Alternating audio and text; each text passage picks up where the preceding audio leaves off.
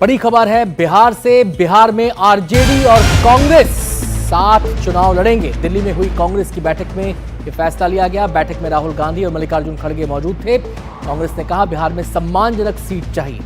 CM face पर गठबंधन बैठक चर्चा करेगा, उसके बाद फैसला होगा। लेकिन ये बड़ी खबर आ रही है, बिहार में विधानसभा चुनाव होने जा रहे हैं। आरजेडी और कांग्रेस एक साथ मिलकर चुनाव लड़ेंगे, इस बात का फैसला हो चुका है। सीधे हम रुख करेंगे, हमारे सहयोगी प्रभाकर हमारे साथ जुड़ गए हैं। प्रभाकर, अब कोई इफ नहीं, कोई बट नहीं, किंतु नहीं, परंतु नहीं, साथ मिलकर चुनाव लड़ेंगे। लेकिन सम्मानजनक सीट की बात आ रही है।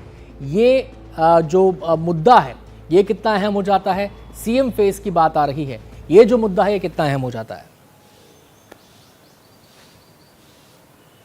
देखिए, जहाँ तक सीएम फेस की बात है, वो सीएम फेस डिसाइड होता है number of seats alliance partner को कितना मिलता है और कितने जीतते हैं, वो उसके ऊपर डिसाइड होता है। जो बड़ा दल होता है अमूमन उसी के मुख्यमंत्री होते हैं। और यहाँ पर अगर बिहार की आप बात करेंगे तो यहाँ पे आरजेडी जो है वो एक बड़े भाई की भूमिका में होती है। नंबर ऑफ सीट्स भी ज़्यादा वो लड़ते हैं और साथ में जीतते भी ज़्यादा हैं। तो अगर मुख्यमंत्री की बात आती है तो जाहिर तौर पे तेजस्वी जो है वो मुख्यमंत्री के चेहरे होंगे। ये कांग्रेस भी अच्छी तरह से समझती है। पिछले बार कांग्रेस ने 70 सीटों पर चुनाव लड़ा था, 70 में 19 सीटें जीती थी। उनका स्ट्राइक रेट बहुत पुअर था। जो मामला फंसेगा वो फंसेगा कि कितनी सीटें कांग्रेस के खाते में जाए। इस बार आरजेडी जो है वो इस मूड में है कि कांग्रेस को कम सीटों पर समेटा जाए, क्योंकि उनका मानना है कि अगर कांग्रेस का स्ट्राइक रेट अच्छा होता तो पिछली बार ही वो सरकार बनाने की स्थिति में थे। लेकिन क्योंकि कांग्रेस का स्ट्राइक रेट बहुत ही पुअर था, 70 सीटों में से उन्होंने केवल 19 सीटें जीती, जिसके चलते जो पूरा इंडिया गठबंधन का जो आंकड़ा है बिहार में वो पीछे रह गया।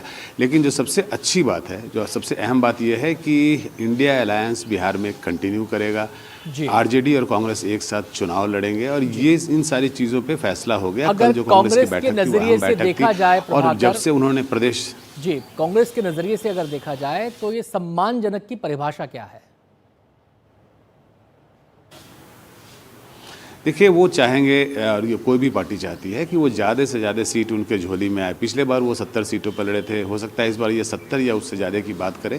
वहीं आरजेडी जो है उन्हें कम सीटों पर समेटने की कोशिश करेगी, क्योंकि आरजेडी का मानना है कि कांग्रेस जैसी पार्टी जो है वो सीट तो ले लेती है, लेकिन ना उनके पास उम्मीदवार होते हैं, ना कैंडिडेट्स होते हैं। और उसके बाद जो है वो किसी को भी खड़ा करके जो टिकट पर लड़ा देते हैं, और जिसके चलते वो कैंडिडेट हार जाता है और पूरा का पूरा जो आंकड़ा है आरजेडी का और इंडिया अलायंस का वो गड़बड़ हो जाता है। तो इसके चलते वो कोशिश करेंगे कि इनको कम सीटों पर समेटा जाए। अब ये जो पूरा मामला बनेगा, ये बनेगा कांग्रेस के जो शीर्ष नेतृत्व है और आरजेडी का जो शीर्ष नेतृत्व है उनके बीच का मामला है।